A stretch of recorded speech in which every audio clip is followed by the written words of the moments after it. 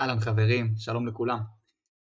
אז ככה, בסרטון הזה אני בעצם מתכנן לעבור על כל הדברים הבסיסיים שאתם צריכים לדעת בשפת C++. אני מסיק שבאמת אתם כבר עשיתם איזשהו קורס מקדים, איזשהו מבוא למדעי המחשב, בין אם זה בשפת C או בשפה אחרת, ופה בעצם אני הולך להראות את ההתחלה, זאת אומרת, איזה תבנית, איך אתם בעצם מריצים את התוכנית שלכם, ממש את התבנית הבסיסית, איך אתם עושים קלט פלט, זאת אומרת איך אתם קולטים נתונים ממשתמש ואיך אתם מדפיסים אותו, וכנ"ל לגבי שני דברים חשובים, רפרנס, שאני אסביר באמת מה זה הקונספט הזה שהוא מיוחד לשפת C++, וממורי מנג'מנט, הכוונה ניהול זיכרון, אם אתם מכירים בשפת C, הכוונה קלוק, מלוק, פרי וכולי, אז בשפת C++ הסינטקס טיפה שונה. אז בואו נתחיל. אוקיי, אז אני ניגשתי פה בעצם לתוכנית ריקה לחלוטין, אתם רואים יש לי פה רק את ה-int main, יכולתם באותה מידה שזה יהיה void, לא כזה קריטי כרגע. שימו לב שבעצם בתוך הפרויקט ויז'ואל שלי, יצרתי, בתוך ה-source file, יצרתי פה איזשהו פייל, איזשהו קובץ, ושימו לב שהסיומת שלו היא .cpp, בגלל שבאמת אנחנו מדברים על C++ ולא שפת C. אז ככה, מה אנחנו צריכים לעשות כדי בעצם להדפיס למשל איזשהו hello world קלאסי כזה? דבר ראשון אנחנו באמת צריכים לעשות פה include ולהוסיף את iOS stream. סבבה? כשאני עושה את הדבר הזה, זה בעצם נותן לי את האופציה לעשות הדפסה וקליטה של נתונים מהמשתמש. אוקיי, אז איך בעצם אני עושה הדפסה? ההדפסה שלי אני מבצע בעזרת cout. והקלט שלי אני מבצע בעזרת cin, אני כמובן עכשיו אראה לכם הכל. אז בגדול אני צריך קודם כל לרשום std. מה זה ה-std הזה? std זה בעצם ה-standard library, זה הספרייה הסטנדרטית של שפת C++, והיא כבר מגיעה לכם בתוך הפרויקט, בתוך הקבצי C++, היא מגיעה וקיימת. אז אנחנו רושמים std, נקודותיים, ואז יש לכם גישה בעצם לכל הפונקציות מהספרייה הסטנדרטית. אז אמרתי שאני במקרה שלי, הוא רוצה להדפיס, אז אני רושם cout, הנה cout, בבקשה תדפיס, ושימו לב לסינטקס, שימו לב לכתיב הזה. אני עושה שני חצים לכיוון ה-cout, לצד שמאל, לכיוון ה-cout. ועכשיו אני פותח גרשיים ובעצם אני רושם את מה שאני רוצה להדפיס. נגיד במקרה הזה אני רוצה למשל להדפיס hello world, אוקיי? ואני יכול לעשות נגיד סלש אם אני רוצה לרדת שורה, ונקודה פסיק. עכשיו כשאני אריץ את התוכנית הזאת, בואו נריץ אותה שנייה. יפה, אז בעצם אנחנו רואים hello world וגם היה ירידת שורה אחריה.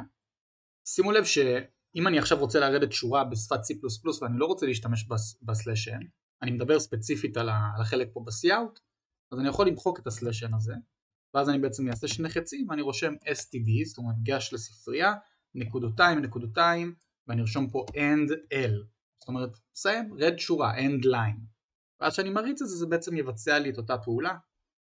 פשוט חשוב לי לדבר על זה שתדעו מה זה אומר, מה אנחנו מתכוונים. אוקיי, זה מבחינת הדפסה. בואו רגע נקלוט מהמשתמש. אז מבחינת קלט מהמשתמש, כרגע נשתמש במשתנים הרגילים שאנחנו מכירים, למשל int x שווה סתם אני אומר כרגע כלום, נכון?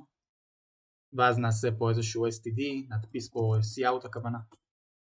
std cout, please enter a number. אוקיי, בבקשה הכנס מספר. אז עכשיו שימו לב, אני בעצם עושה std cin, והפעם שני החצים שלי הולכים לכיוון המשתנה. ככה גם זה הדרך שאני זוכר, כי שימו לב cout זה צד שמאל, cin זה צד ימין, החצים הכוונה, כיווני חצים. אז כדי לזכור את זה אני זוכר ש-cin מכניס לתוך המשתנה, ולכן החצים הם לכיוונו. אוקיי, אז אני בעצם מכניס לתוך x, שימו לב, זהו, x, פשוט ככה. ועכשיו בואו נעשה איזושהי הדפסה שמציגה את מה שהכנסתי. אז עוד פעם אני אעשה את הקטע עם ה-cout. The number is, ואז תראו מה אני יכול לעשות, אני עושה עוד שני חצים.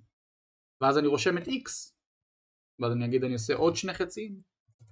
std and l כדי לסיים שורה וסיימתי. שימו לב שאני יכול בעצם לשרשר פה. אני יכול לעשות the number is, ואז להדפיס x, ואז אני יכול להוסיף פה נגיד ביניהם, הנה נגיד פסיק, that is the number. זאת אומרת, זה המספר. אז יש לי פה איזשהו טקסט, ואז את המספר שקלטתי, ואז עוד איזשהו טקסט. אנחנו יכולים ככה לשרשר הרבה דברים בשורה אחת. אז בואו נריץ את זה רגע, נראה שזה עובד לנו. Please enter a number, למשל 5. אומרים the number is 5, that is the number. מגניב. אז מה שעשינו עד עכשיו, זה בעצם ללמוד איך להדפיס, ואיך לקלוט נתונים מהמשתמש. עכשיו חלקכם יכולים אולי להגיד, מה אתה צריך את ה-STD הזה? אנחנו לימדו אותנו בשיעור שלא צריך. יפה, אז בואו נראה איך אנחנו נפטרים מה-STD הזה, כי הוא יכול להיות מאוד מציק בהתחלה. כשאנחנו לומדים את שפת C++, אנחנו מעדיפים שלפחות לא יהיו לנו את הדברים האלה שמעכבים אותנו. אז כדי להתעלם מה-STD הזה, אני מוסיף פה למעלה, מעל המיין, using namespace STD. ומה שזה אומר, זה אומר שעכשיו אני פשוט יכול למחוק כל נקודה שהיה ב-STD, אני פשוט יכול להעיף אותה. לפני זה, אם הייתי מנסה להשתמש בכל הפונקציות האלה שהשתמשנו, לא הייתי יכול. עכשיו אני אשים על זה רגע הערה שתראו על מה אני מדבר. אתם תראו שעכשיו כל הפונקציות האלה הן לא טובות, נכון? יש עליהם ארורים, כי הוא לא יודע על מי אני מדבר, הוא לא יודע מי זה ה-cout הזה. cout הוא חלק מספריית STD. אוקיי? אז חשוב לשים לב לזה. אז לכן כשאני עושה פה את ה-using namespace STD, אז זה בעצם נותן לי את האופציה להשתמש בפונקציות שלו בלי בעצם לרשום STD לפני. למה לא עשיתי את זה מההתחלה? יש לזה סיבה. הסיבה היא כי בואו נגיד שאני עכשיו בתור מפתח אכתוב איזושהי פונקציה, סתם אני ממציא void cout, בסדר, והיא תעשה איזשהו משהו. אז עכשיו בעצם יש לי פונקציה של cout, ומצד שני יש גם cout לספרייה הסטנדרטית. אז איך בעצם המערכת תבדיל ביניהם? זה יכול להיות נורא בעייתי. אז ה-STD יכול לעזור לי בעצם להפריד ביניהם. אם אני עכשיו, יש לי את הפונקציית cout שלי, בסדר, שכרגע כמובן לא עושה כלום, סתם לדוגמה. ועכשיו נשים את ה-STD הזה בהערה, אז עכשיו אני רוצה להגיד לו, אוקיי, תיגש ל-cout דרך ה-STD. זאת אומרת, אל תיגש ל-cout שאני יצרתי, תיגש ל-cout של הספרייה הסטנדרטית. זה בגדול לגבי זה. בסדר, אנחנו לפחות בהתחלה באמת נשתמש באמת בחלק הזה ב-STD, ואז לא נצטרך להתעכב על הניואנסים הקטנים האלה. אבל בגדול בפרויקטים גדולים יותר, אם יצא לכם לעבוד על זה, מומלץ וכדאי לא להשתמש ב-using namespace STD, אלא לרשום את ה-STD בעצמכם. אוקיי, אז בואו נדבר עכשיו על רפרנס. מה זה בעצם אומר? אם עשיתם את הקורס של שפת C, אתם כנראה כבר מכירים פוינטרים. אז רפרנס זה די דומה לפוינטרים, זה בערך אותו קונספט, רק לפי דעתי קצת יותר קל. בואו תראו רגע מה אני רושם, ועל הדרך זה יעזור לכם להבין. אני מייצר לי איזשהו משתנה x, ומכניס אליו נגיד 5. עכשיו שימו לב מה אני עושה. אני רושם int ampersand y, מקבל אליו את x. בסדר, להבדיל ממה שאולי זכרתם משפת C, שיכול להיות לי דבר כזה, נכון? int כוכבית y מקבל ampersand x, זה בעצם פוינטר, y הוא בעצם פוינטר.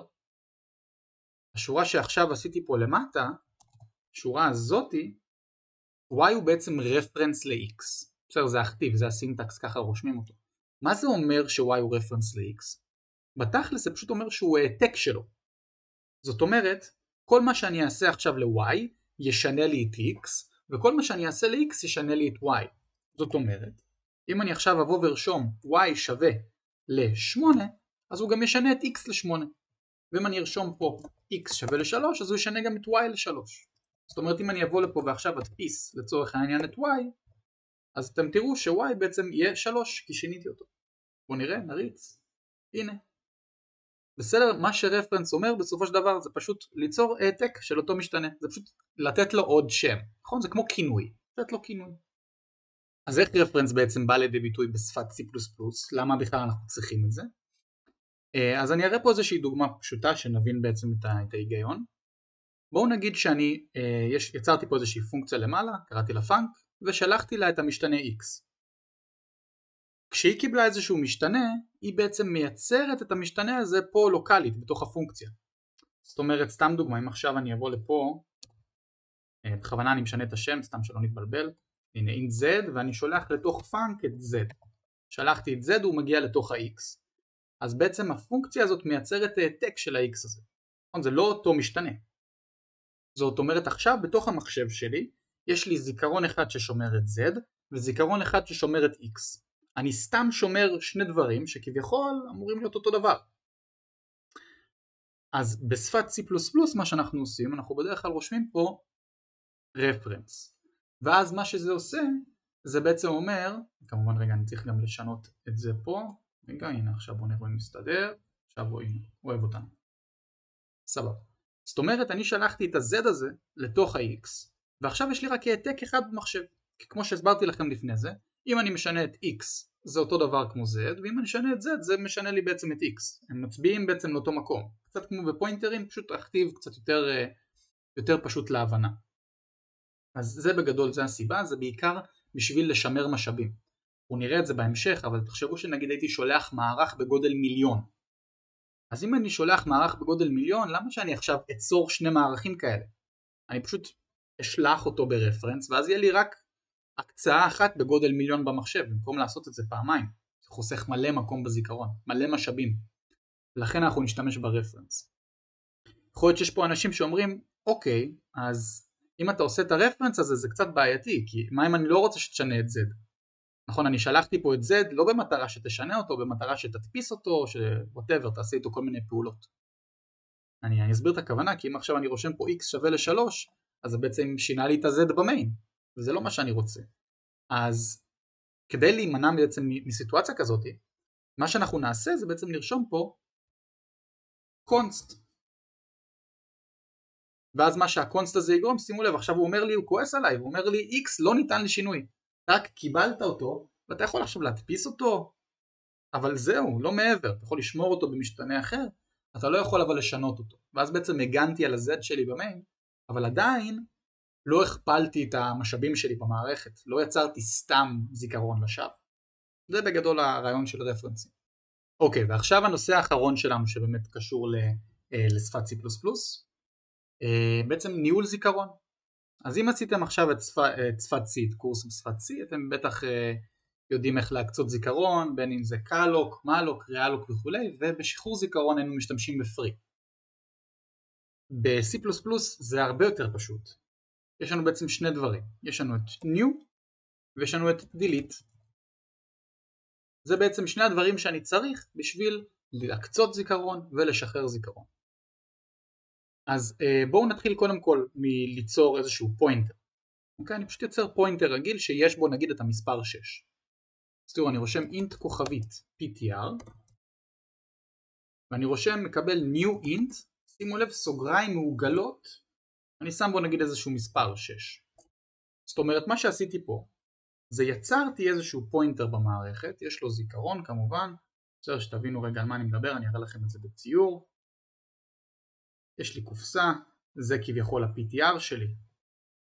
ומה שעשיתי בעצם, יצרתי עוד קופסה, שיש לה נגיד סתם כתובת 2000, בתוכה יש 6, וה-2000 הזה נמצא בתוך ה-PTR. זאת אומרת, PTR שיצרתי מצביע לקופסה הזאת. זה מה שבעצם עשיתי פה בכל התהליך הזה. יצרתי פה פוינטר, ואמרתי שבערך שם יש 6. עכשיו אני יכול להדפיס אותו, רושם cout, כוכבית PTR, כמו שאנחנו מכירים בשפת C. נריץ את זה רגע שניונת. מגניב, 6. עכשיו שימו לב, כשאני מקצה זיכרון, האחריות שלי גם לשחרר אותו.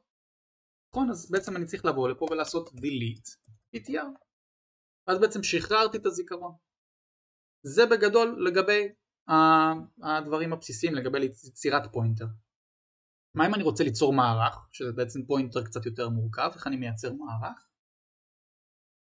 אז אני רושם פה ככה, int כוכבית ARR נגיד, מקבל new int, כמובן כי אני מקצה אליו מספרים, סוגריים מרובעות, זאת אומרת בגודל, למשל 5. ואז אני יכול לעשות פה לולאה קלאסית, בסדר, כמו בשפת C. נגיד נעשה פה int i, בסדר, לרוב דווקא בקורס הזה הם זורמים על זה ככה, for int i שווה ל-0, i קטן מ-5, i++, ואז בואו נכניס לתוך המערך שלנו, סתם אני רושם פה ARR במקום ה-i, מקבל נגיד i, עכשיו פשוט קבל את המספרים האלה, הכנסתי ערכים לתוך המערך הזה, אפשר גם כמובן להריץ ולראות מה יוצא שם, בואו נעשה גם את זה לשניונת, נעשה פה איזושהי הרצה שמדפיסה בעצם את הערכים, נעשה פה cout, ARR במקום ה-I, ובואו נעשה שגם כל פעם הוא ירד שורה, נכון? ידפיס לנו.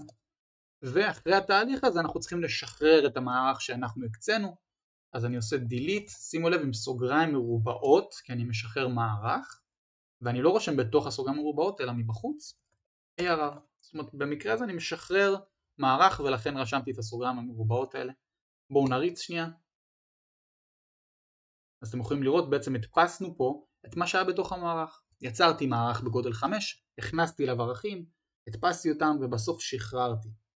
Okay, זה בעצם הדרך שלי להקצות זיכרון בצורה דינמית. כמו שאז בשפת C עשינו את זה עם קלוק ומלוק ושחררנו בעזרת free, אז פה בעצם אותו קונספט. זה בגדול אנחנו משתמשים ב-new וב-delete. אז איך ממשיכים מפה בעצם? מה השלב הבא בשפת C++? אני לא אעבור על זה כמובן בסרטון הזה, אבל בגדול השלבים הבאים הם בעצם לעבור על מחלקות, איך מחלקות בנויות, מה זה בנאים, מה זה הורסים, בעצם כל מה שקשור לנושא של מחלקות, ומשם זה ימשיך ויתקדם לכיוון הורשות וספרייה סטנדרטית ועוד כל מיני נושאים כאלה וכולי. אני מקווה שהסרטון הזה באמת עזר לכם להבין קצת את הבסיס והמעבר משפת C ל-C++. מוזמנים ליצור איתי קשר אם היה משהו לא מובן, ואני אעזור לכם באמת בשמחה רבה.